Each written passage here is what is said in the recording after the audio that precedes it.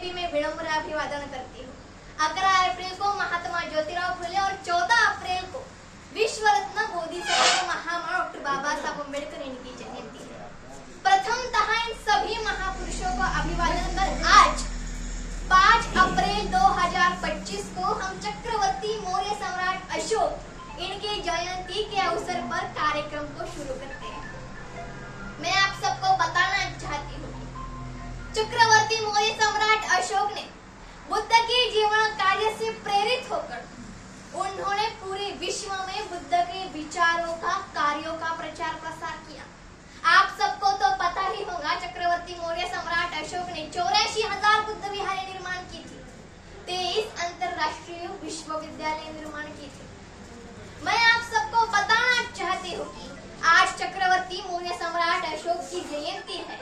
इसी अवसर पर मैं भारत सरकार को कहना चाहती हूँ कि मैं भारत सरकार को कहना चाहती हूँ, जैसे आप काल्पनिक देवी देवताओं की जयंती बड़े उत्साह के साथ सरकारी तौर पर मनाते हैं और उसी जयंती को लोगों को मनाने के लिए छुट्टी भी देते हैं, पर हमारे चक्रवर्ती मौर्य सम्राट अशोक जिन्होंने विश्व में भारत को एक नई पहचान दी, उनकी जयंती सरकारी तौर पर क्यों नहीं मनाई जाती? उनकी जयंती मनाने के लिए लोगों को सरकारी तौर पर छुट्टी क्यों नहीं दी जाती? ये प्रश्न मेरा भारत सरकार को और मैं मेरे देशवासियों से विनती करती हूँ कि आज 5 अप्रैल चक्रवर्ती मौर्य सम्राट अशोक इनकी जयंती बड़े धूमधाम से मनाइए, घर घर मनाइए, उनके जीवन कार्य तथा विचारों का प्रचार प्रसार कीजिए। चक्रवर्ती मौर्य सम्राट अशोक नहीं होते तो आज हमें बुद्ध नहीं पता चलते। चक्रवर्ती मौर्य सम्राट के हम बहुत बड़े आभारी हैं। उनके कार्य एवं जीवन, उनके इतिहास और जीवन कार्य का प्रचार प्रसार होना ही चाहिए, ये बात हमें समझनी होगी। उनकी जयंती बड़े धूमधाम से दिवाली दशहरा जैसा होता है वैसे ही होनी चाहिए, ऐसे मैं आप सबसे विनती करती हूँ और ये होंगी ऐसे मुझे पूर्ण खातरी है। याद रखें, हम महापुरुषों के औलाद हैं, महापुरुषों के वंशज हैं, किसी काल्पनिक देवी देवताओं के नहीं, ये बात हमें याद रखनी होगी। सम्राट अशोक इनकी जयंती के अवसर पर एक छोटी सी बात मैं मेरे देशवासियों से कहना चाहती हूँ। जैसे आप काल्पनिक देवी देवताओं की जयंती बनाते हो, वो देवी देवताओं की जयंती का उत्सव ये पाखंडवाद है, लेकिन सम्राट अशोक एवं महापुरुषों का जयंती का उत्सव यह आदर्शवाद है और यही प्रक्रिया धावरे से चल रही है। उनका मैं विनम्र अभिवादन करती हूँ, मनपूर्वक उनके कार्यों को शुभेच्छा देती हूँ और धन्यवाद भी व्यक्त करती हूँ धावरे मैडम और धावरे सर का। उनके लिए एक बार जोरदार तालियां तो बजनी ही चाहिए। हमारी संख्या कम होगी लेकिन हम वैचारिक लोग हैं। इस वीडियो के माध्यम से 3,500 लोग हमें देख रहे हैं, ये बात हमें समझनी होगी, क्योंकि हम सच्चाई की राह पर चलने वाले इंसान हैं। सच बोल रही हूँ ना सर? हम सच्चाई की राह पर चलने वाले इंसान हैं। आज मैं आप सबको बताना चाहती हूँ, आज 5 अप्रैल है, जैसे कि इस आने वाले लोकसभा चुनाव को यानी कि 2029 को मैंने ईवीएम फोड़ने का, हर बूथ पर ईवीएम फोड़ने का पूरा प्लान बनाया है।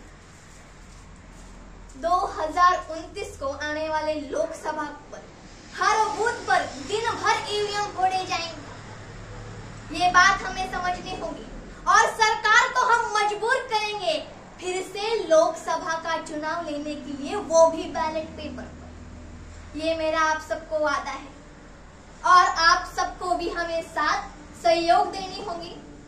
हम महापुरुषों के विचारों का प्रचार प्रसार कर रहे हैं। भारत को हम फिर से उन मनुवादियों से यानी कि उन ब्राह्मणों से मुक्त करने के लिए ये कार्य हम आगे बढ़ा रहे हैं, ये बात हमें समझनी होगी। जिस सरकार ने हमें गुलाम बनाया, सत्ता भी उनकी और विपक्ष भी उनका, यानी हमारे हाथ में क्या है, उसी सरकार को हम बताएंगे कि हम महापुरुषों के वंशज हैं, महापुरुषों की औलाद है। हम इन महापुरुषों का कार्य हम आगे लेकर जाएंगे, फिर से भारत को बौद्धमय बनाएंगे, यह हमारा टारगेट है। और इस वीडियो के अवसर पर मैं देशवासियों को बताना चाहती हूँ कि जैसे कि महाबोधि विहार का जो रिपेलेबिलिटी एक्ट 1949 है, जो महाबोधि बोध गया का जो एक्ट मैनेजमेंट कम्युनिटी का एक्ट है, वो भी रद्द होना चाहिए। एक सवाल है मेरा देशवासियों से, महाबोधि महाविहार बोध गया, यहाँ बौद्ध भिक्षुक ही पदाधिकारी में क्यों नहीं? ये बात हमें समझनी होगी। जो मैनेजमेंट कम्युनिटी एक्ट है, उस एक्ट के अनुसार 1949 रिपेलेबिलिटी एक्ट, उस एक्ट के अनुसार 4 बौद्ध भिक्षुक रहेंगे मैनेजमेंट में महाबोधि महाविहार के, 4 हिंदू रहेंगे और एक जो कलेक्टर है वो कंपलसरी हिंदू रहेगा, यानी कि इन डिटेल में वो ब्राह्मण रहेगा। यानी मुस्लिमों का मक्का मदीना पर सर्वोच्च अधिकार है, क्रिश्चियनों का चर्च पर सर्वोच्च अधिकार है, लेकिन बौद्धों का बोध गया पर अधिकार नहीं। ये बहुत बड़ी खंत की बात है, दुख की बात है। इस आंदोलन को आप सबको साथ सहयोग देना होगा।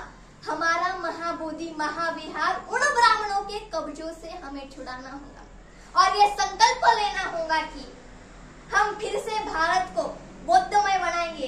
इसीलिए आज चक्रवर्ती मौर्य सम्राट अशोक इनकी जयंती के अवसर पर मैं कहना चाहती हूँ कि अरे किसकी काशी किसकी मथुरा, किसकी काशी किसकी मथुरा, किसके है ये चारों धाम।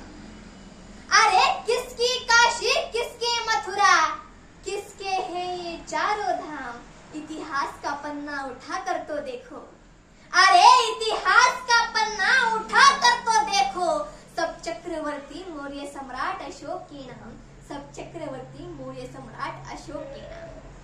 आज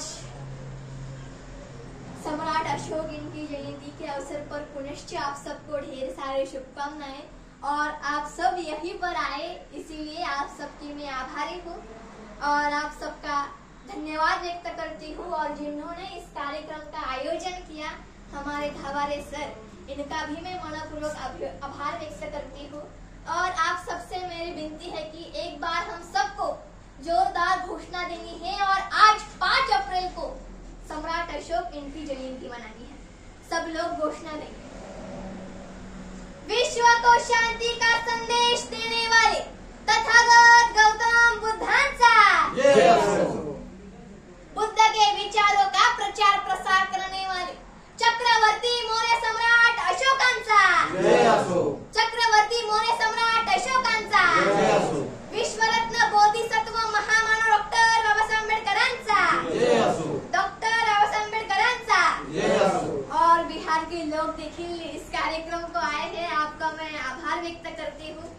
आप यहीं पर आए, आप सचमुच एक महान ग्रेट व्यक्तिमत्व हो, क्योंकि महापुरुषों के जो जयंती होती है, महापुरुषों के कार्य का जब विचारों का कार्यक्रम होता है तो बहुत कम लोग आते हैं, लेकिन जो कम लोग हैं वो वैचारिक लोग हैं, और उन वैचारिक लोगों में से आप सब हो।